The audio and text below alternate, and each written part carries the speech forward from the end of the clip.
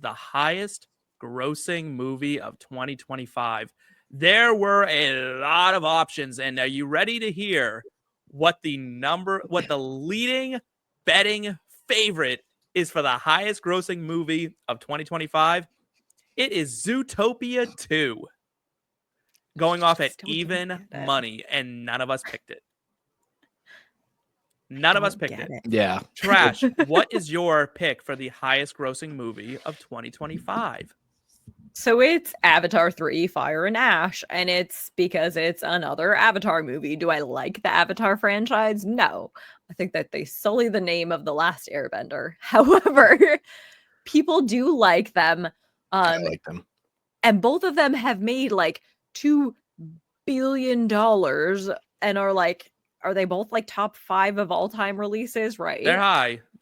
They have to be top 5, maybe top 10, but like they are.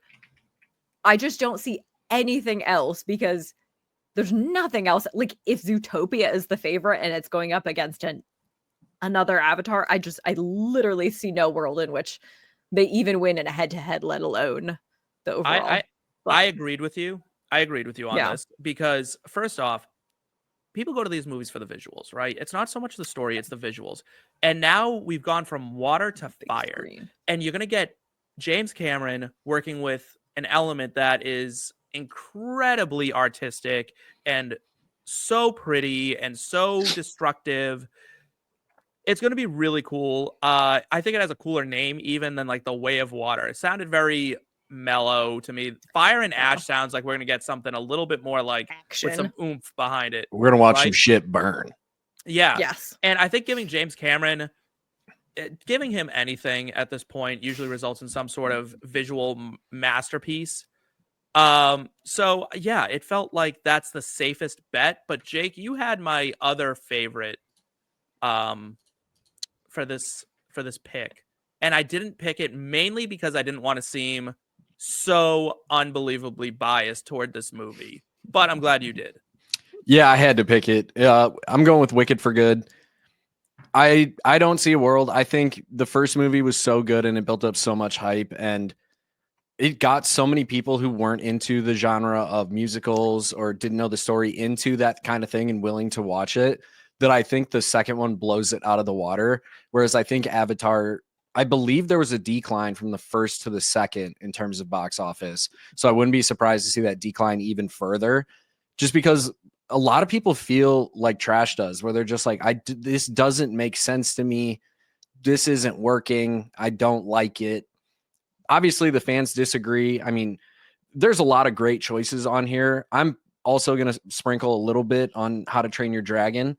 And I might also sprinkle some on 28 Years Later. And that's just a full hopium thing because I love that. I love that. Fair. It's one of my favorite series of movies.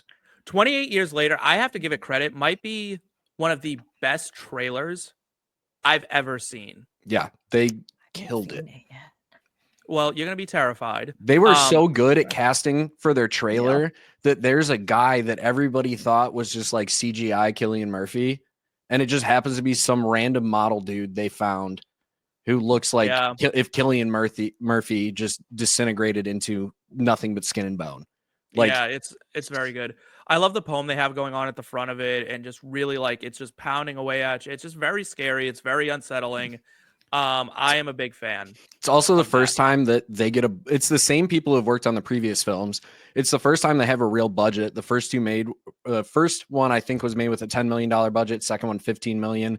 They're doing this potentially as a 3-movie installment with $75 million of budget for each film. So it's the first time they're actually getting like real money to work with too. So it awesome. Wouldn't, I don't think it'll win, but it wouldn't surprise me to see it finish higher than a lot of films with better odds than it on this list.